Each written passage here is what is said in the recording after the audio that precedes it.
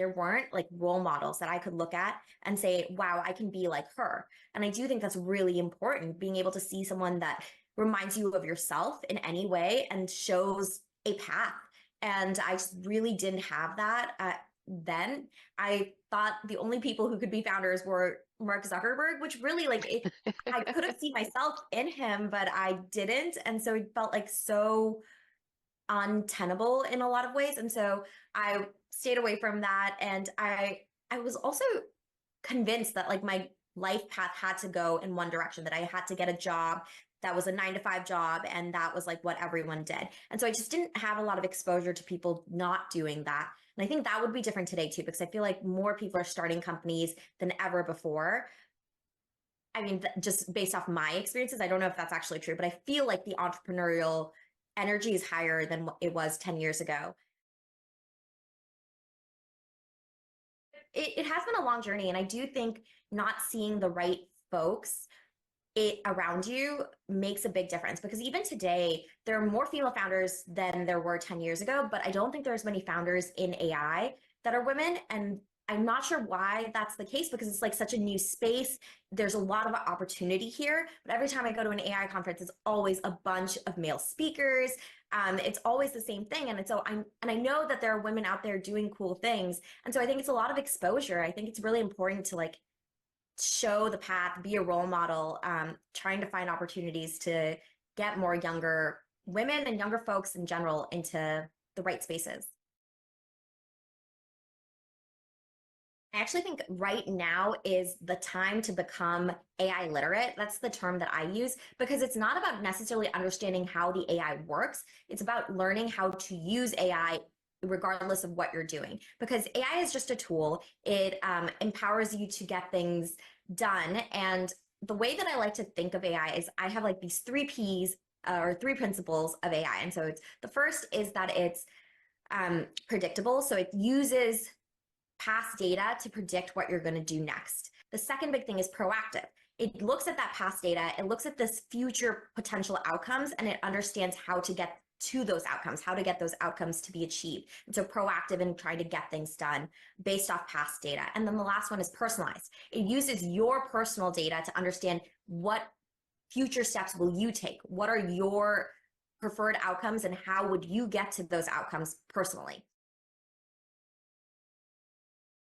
Long term, AI is this tool that is going to be used by every job role to make them better at whatever they're doing. And so it's important now to start immersing yourself and learning what types of tools are out there. How can I start using it in my life? And how does AI think and work? And then how can I leverage that in whatever I'm doing?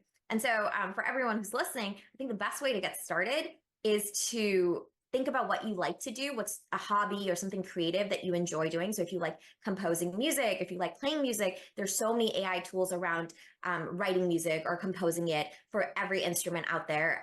If you're an artist, play around with these AI art tools and learn how to take your own work and take it to the next level, because that's really what AI tools are going to help you do. So I think it is like a very exciting time because there's so much to learn, and you don't have to be technical to be able to become an expert in using AI.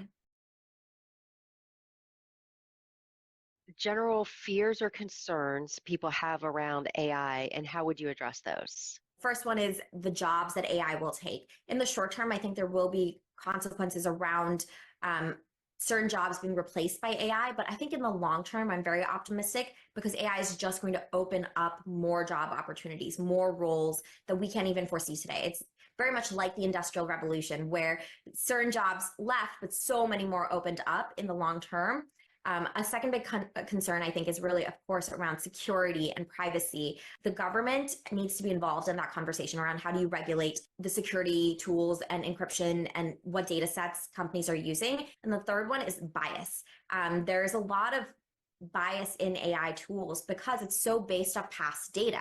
And past data is really matters, like what you're feeding into an AI technology. And so a lot of the data can be very biased towards a certain demographic, or it can be very biased towards a specific way of thinking. And so it's really important to be doing audits around this AI technology that's being built out, and checking, like, is this a diverse sample set? all that matters is grit and resilience. You can always figure out what you don't know. And actually, it reminds me of something that I was talking to someone earlier this week about. What is a growth mindset versus Mhm. imposter syndrome? I think it's really easy to tell yourself, oh my God, I can't do this. I'll never be able to do this, having that imposter syndrome. But to shift that to being a growth mindset, you have to add on the word yet. I can't do this yet. I'm not going to be ever able to do this. It should be, I'm not going to be able to do this yet. And then changing your mindset around this idea of like, okay, I can't do it now, but I can learn how to do it. I can find someone who does know how to do it and have them teach me. It's about changing your entire mindset to how can I keep going and get where I need to go. And I think that is something that's really important if you want to be a founder. But I think that's just really important in life in general. Never counting yourself too short and knowing that you have everything you need to get where you want to go. My biggest job as a founder is to not quit, to keep trying to get to the destination that I know I want to get to. And it's easy to get dissuaded by all of the things that go wrong every day. And so it's really important to celebrate small wins. So on a personal level, it's really around reminding myself, I'm lucky that I get to be a founder. I'm lucky to have this opportunity. And despite any setbacks, I just need to keep going. We are trying to get as many customers as possible. We're trying to make the product as robust as possible. And so that's just like my top of mind goal and concern for the year. If you have an idea, there's so many ways today on the internet to be able to validate and test your idea. And that's something that I wish I'd really known as an early stage founder.